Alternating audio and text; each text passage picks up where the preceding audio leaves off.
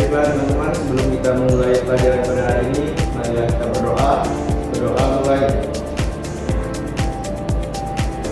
Berdoa selesai. Terima kasih. Nah, sebelum masuk di pembelajaran hari ini, coba kalian perhatikan dulu sekitar tempat duduk kalian. Jika masih ada sampah, dibersihkan dulu. Tempat duduknya juga dirapikan ya.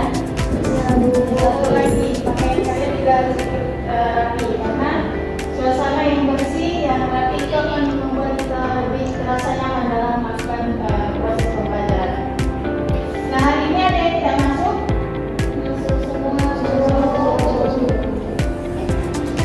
Nah, sebelum memasuki materi hari ini, Ibu ingin mengingatkan kembali materi mengenai minggu lalu. Ada yang masih ingat minggu lalu kita membahas mengenai materi apa? Ya, silakan ya.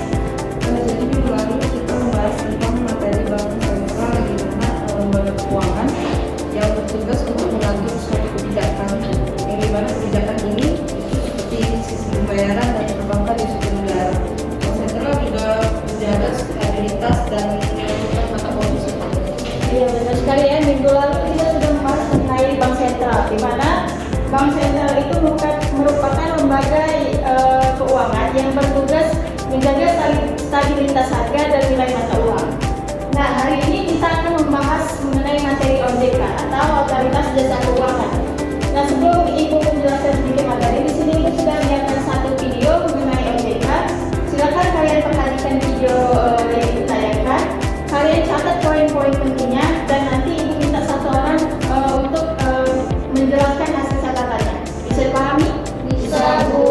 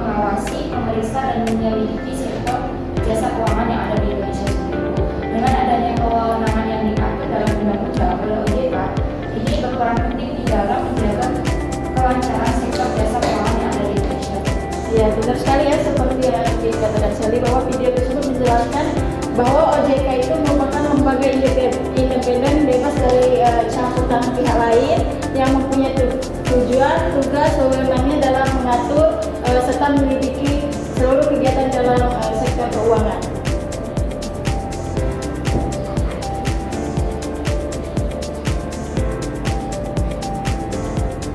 Nah, selanjutnya itu ada tujuan dari OJK. Dengan adanya OJK ini itu bisa terselenggara secara teratur, adil, transparan, dan akuntabel.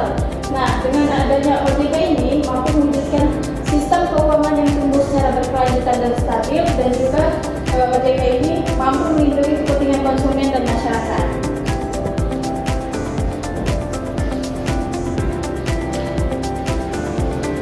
Nah, setelah video singkat dan sedikit ulasan dari Ibu, jadi apa sih tugas dari OJK ini? Ada yang bisa menyebutkan? Ya, silakan. Dari tugas dari Otoritas Jasa Keuangan atau OJK adalah mengatur, mengawasi, dan melindungi kegiatan di dalam sektor jasa keuangan. Iya, betul sekali. Memang OJK ini tugasnya mengatur serta mengawasi seluruh kegiatan jasa keuangan. Contohnya itu seperti ini. Misal ada sebuah perusahaan simpan pinjam, sebuah perusahaan pinjaman online, dan kita ingin melakukan pinjaman di perusahaan tersebut. Nah, tugas OJK ini yaitu mengatur serta mengawasi perusahaan pinjaman online ini agar tidak terjadi kecurangan atau kejahatan yang nantinya merugikan si peminjam. Dan OJK ini meyakinkan bahwa data-data bagi si peminjam itu tersimpan dengan aman. Nah, bagi kalian mungkin yang ingin melakukan pinjaman online bisa kalian lakukan di perusahaan yang memang diawasi oleh OJK. Bisa dipahami? Bisa, Bu. Oke, baiklah, mungkin cukup untuk materi kita hari ini. Ada yang bisa membantu Ibu menyimpulkan tentang materi hari ini? Saya, Bu. Ya, silakan Presiden. Berarti dari materi hari ini mengenai OJK, menurut saya OJK itu harus merupakan lembaga independen bebas dari campur tangan pihak lain yang mempunyai fungsi, tugas, dan wewenang pengaturan, pengawasan, pemeriksaan, dan menyidik terhadap keseluruhan kegiatan di dalam sektor jasa keuangan, baik dari sektor perbankan, pasar modal, maupun sektor jasa keuangan non-bank seperti asuransi, dana pensiun, lembaga pembiayaan, fintech, dan lembaga keuangan lainnya. Mungkin itu saja, Bu. Ya, benar sekali ya, seperti yang